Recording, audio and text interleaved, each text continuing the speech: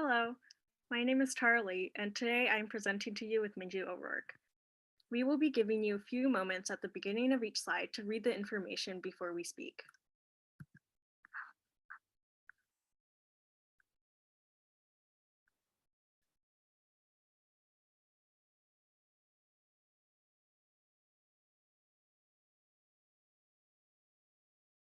We are from Albany High School's Air Quality Club. We work with Ajith Kaduwela, an air quality research scientist from UC Davis and the parent of the student who started the club, and Mr. Morris, who's a computer science teacher at Albany High School and the club's advisor. The image that you see here is of the first sensor package, and it measures carbon dioxide, particulate matter, temperature, humidity, and pressure. The results of the data collected by the sensor package in classrooms at Albany High School was presented at the 2018 AISC conference and published in the Journal of Air and Waste Management Association.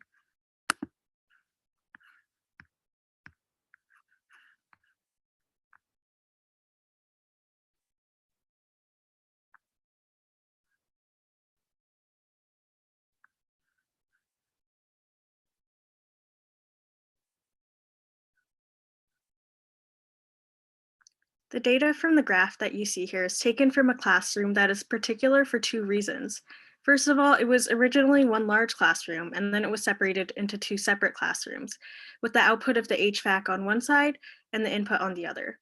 Secondly, the windows of this classroom can't be opened, so this results in levels of carbon dioxide that are much higher than the indoor recommended level of 1,000 parts per million during the weekdays that students are in the classroom.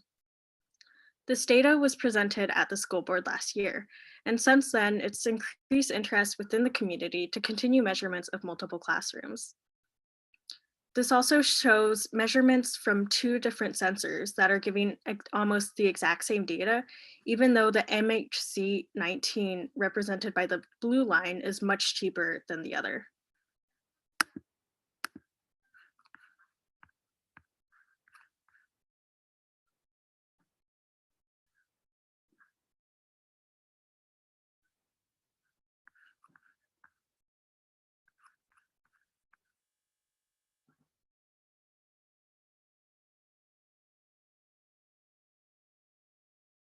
So the data on the graph from the previous slide demonstrates possible flaws in the airflow. So we turn to the HVAC system to look for ventilation issues. And this is our HVAC sensor package. It takes in measurements of carbon dioxide, relative humidity, temperature, and pressure.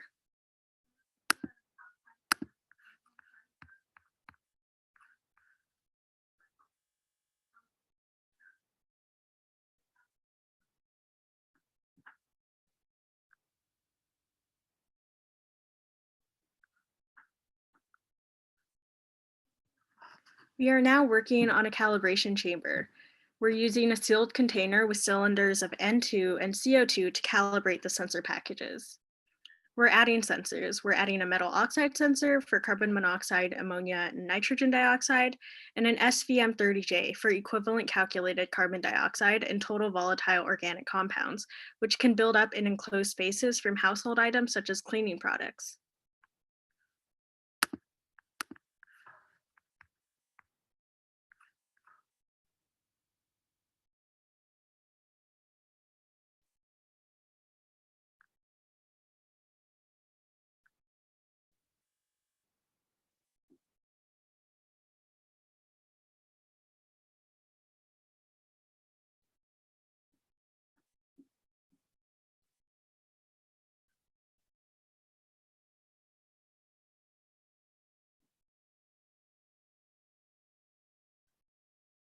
COVID-19 has resulted in a shift of focus from gathering data in classroom environments and working on projects such as the HVAC and calibration chamber to collecting data in our own homes. Measuring indoor air in homes is difficult due to the wide range and large amount of pollutants that come from things such as gas stoves and cleaning products. So sometimes the levels of carbon dioxide and particulate matter indoors go above the level outdoors due to lots of people staying inside and indoor pollutants. So now we are studying outdoor sensors to study this difference. Um, So we also decided to not bring air quality as a topic into the school district's returning to school plans because this would be unfeasible without an unrealistic amount of time and money.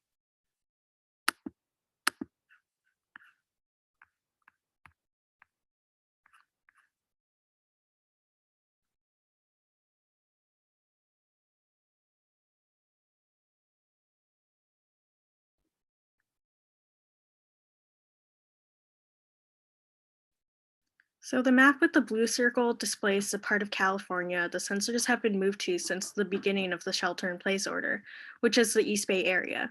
This is mostly flat coastal areas in addition to some mountains, and it shows the location relative to the recent fires shown by the red lines that indicate the fire footprints. The other map shows boxes which indicate the locations of the indoor sensor packages, while the triangles represent our two outdoor sensor packages. There are geographical differences between the sensors in El Sobrante, which is located more in the hills, while the other sensors are located in more suburban areas.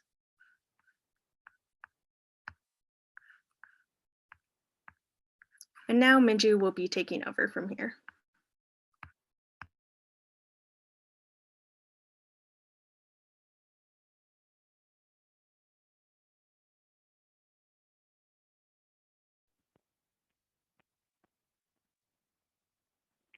After the fires began, we used the air sensors in our home to track particulate matter using the PMS 7003s in our sensor package. As Tara described in the map on the last slide, the fires were not local, but we were highly affected, and the effects varied by the location of our sensors. We then compared our particulate matter data from our home sensors to that of BAM outdoor regulatory monitors in Berkeley and San Pablo, and we also had one low-cost outdoor package of our own at the house in El Sobrante. The data between the regulatory monitors is shown in the top graph, and the comparison between the indoor and outdoor low-cost sensors in El Sobrante are shown in the lower graph. As you can see, all these sensors followed similar patterns, and the regulatory sensors follow each other particularly closely. They all record peak levels around September 11th.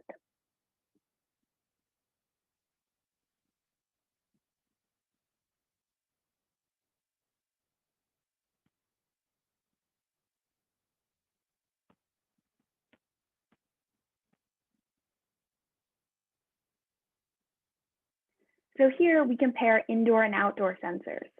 The top graph shows the high-cost regulatory sensors tracking outdoor PM levels, while the lower graph shows the low-cost sensors recording the PM levels inside our homes. There is some variation in the data from the low-cost sensors, but noise is expected from these low-cost sensors, and some of this can be explained by the fact that the low-cost sensors collect instantaneous data taken every 30 seconds, while the regulatory data is averaged over 1 hour increments. However, once again, the data follows similar peaks, and these similar peaks can attest to the accuracy and the precision of these sensors.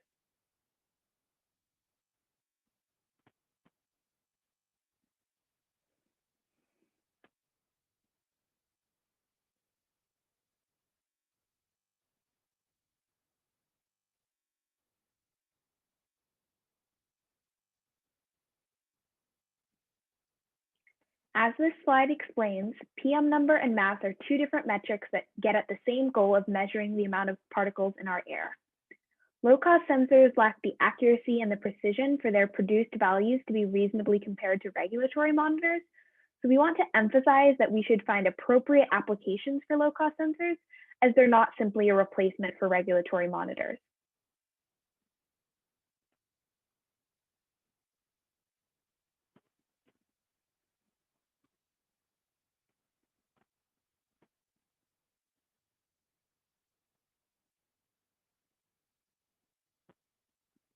So as we explained before, our club activities were halted in the spring after the coronavirus pandemic caused the shutdown.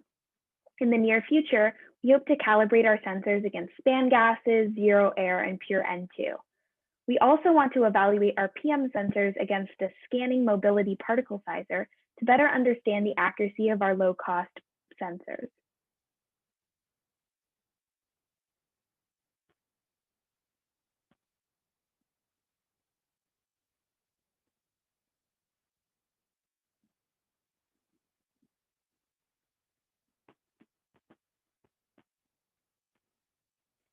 We also want to create a community air network in the future, expanding our sensor package network across the district to the 3 elementary schools and our middle school, in addition to the high school where our sensors currently are.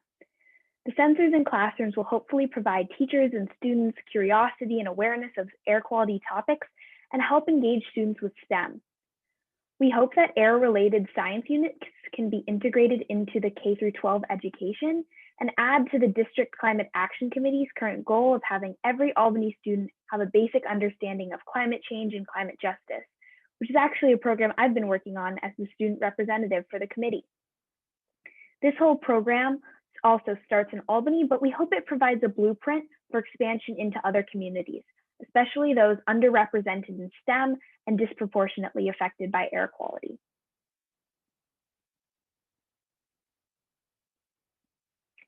We now just want to thank you for your time and attention. We'll now take questions, and if you have any other questions or comments, please email our wonderful advisors below. Thank you.